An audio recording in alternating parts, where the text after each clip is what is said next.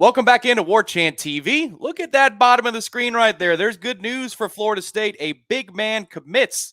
He's known as Big Rod, but it's Roderick Kearney commits to Florida State University on Sunday afternoon. Michael Langston is here to break it all down. He's the senior recruiting analyst for warchant.com. Michael Langston, my name is Tom Lang. This is good news, everybody, so hit that thumbs up right underneath this video. Subscribe to Warchant TV if you have not done so already. Kearney, an offensive tackle / offensive lineman, a big man in the trenches for Alex Adkins. Michael Langston, the overhaul continues. 10 new offensive linemen on campus this fall camp for FSU, the high school ranks and the transfer ranks, and now a 2023 prospect out of Orange Park to add to the ledger. Your thoughts on the news as it came down on Sunday? I think it's massive. I mean, that's the first two words I said was massive momentum. That's the thing because they needed somebody to kind of ignite the class. They've had a few commits, but they need somebody that's like national, that, top prospect that everyone knows, that to kind of jump this thing going to the summer. You had a really strong, positive recruiting weekend, which we'll cover in the smash tonight. But I think this was really what you needed. This is something that just they needed something to ignite it. Roderick Kearney obviously is one of the best offensive linemen, in my opinion, in the South. I think he could play tackle, guard. I think he's probably going to be a center. I think that's kind of what FSU likes him the most at.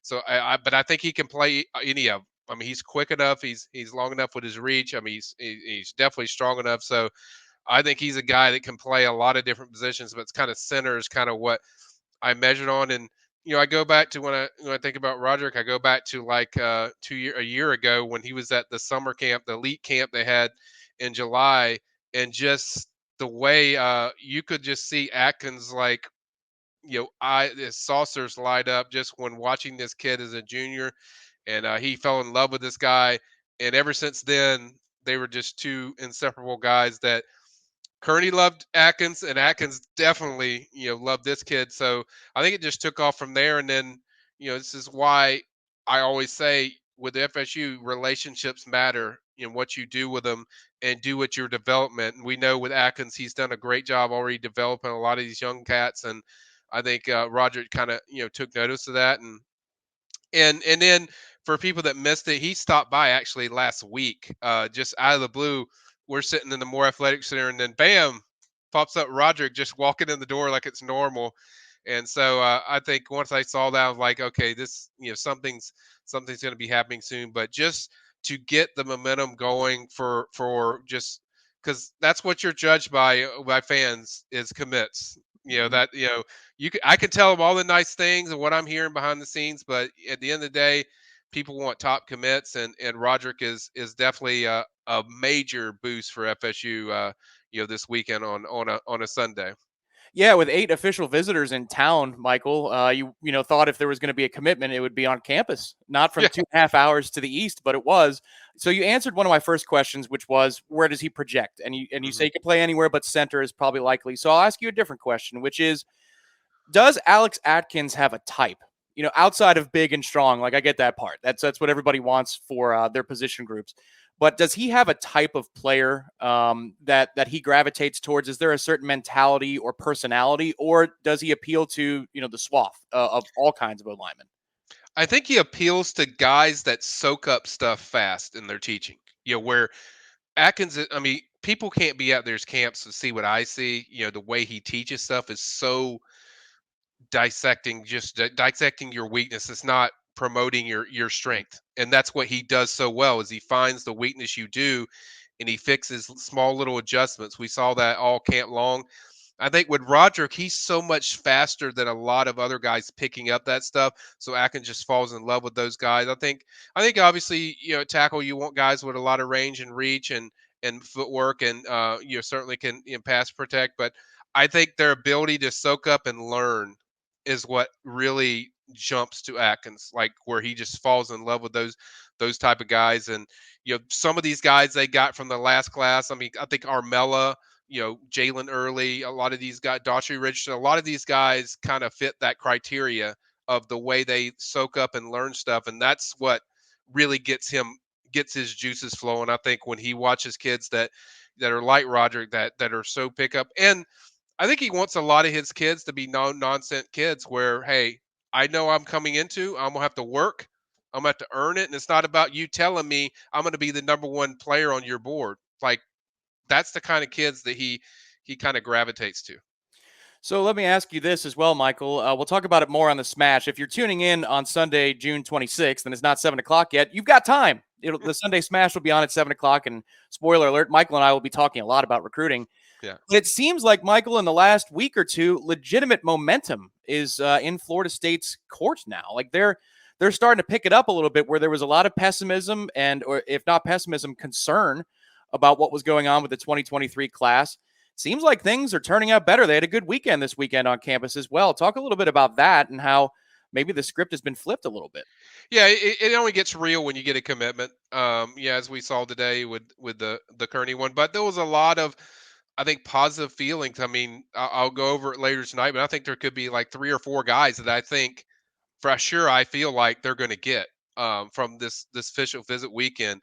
So I think it's positive energy reforce, and it's also positive about what these recruits are believing into, what their vision are doing, and FSU just does things a lot more personal than a lot of things. I think a lot of schools do with official visits. A lot of official visits on other places. I don't. The feedback I get from recruits is like it's much more. This is much more personal. This is much more, attacking maybe stuff that is not something that most schools talk about. And I think it gets real and it's genuine, and I think that connects with a lot of these families and a lot of these schools. I mean, one kid in general, Dalen Smothers visited running back, and his mom has only been on one official visit, and it was this weekend.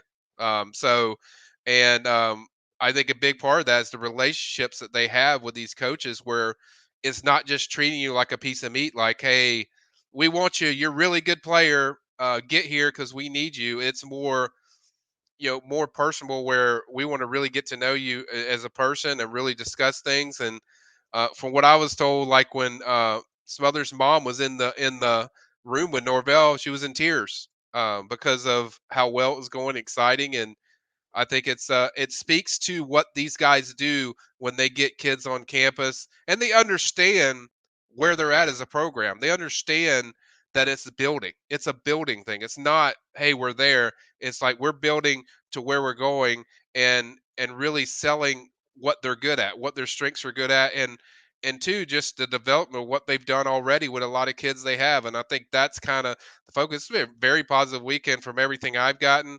And certainly people can read all about it on my recruiting wrap I just threw up a little while ago, and then all the numerous articles that we're going to be popping out. But I think it's extremely positive. I think it's the momentum has been building, but I think it's not real until you get a guy like Roderick Kearney where somebody commits, and I think that's what made it real for people. It's like, okay, now I see it, now I feel it. Like when you get a 4-star or a top 100 or a top 250 kid, that's when people start really feeling the vibe.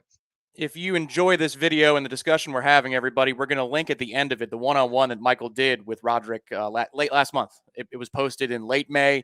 So if you want to get to know more about FSU's latest commitment, we'll have a video for you with it. Aslan shoots some great. Michael asks great questions. It's very insightful. So if you want to get to know more about this kid, we have that kind of stuff here at Warchant TV. Make sure to hit the subscribe button. All right, Michael. So we'll leave on this note just to keep it to Kearney.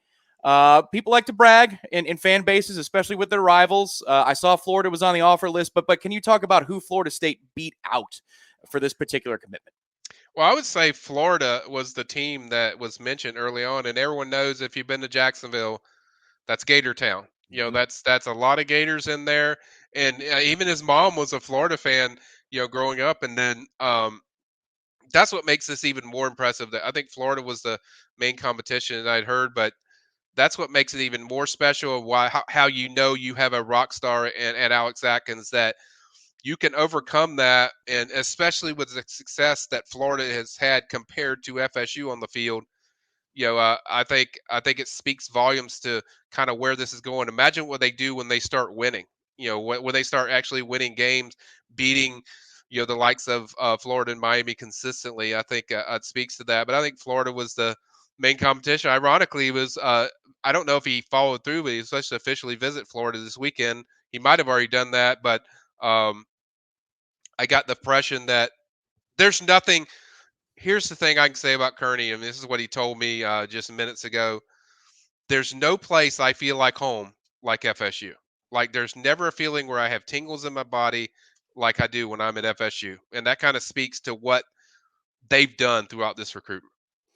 So it all builds to the crescendo that is the 2022 football season. If FSU gets some wins, you're going to get more moments like this and more videos like this on Warchant TV. We'll document it every step of the way. For the senior recruiting analyst of Warchant.com, he is Michael Langston. My name is Tom Lang. We will talk to you next time on Warchant TV. Enjoy that 101 video. Click on it. It's right on the screen right now. Don't leave. Click it.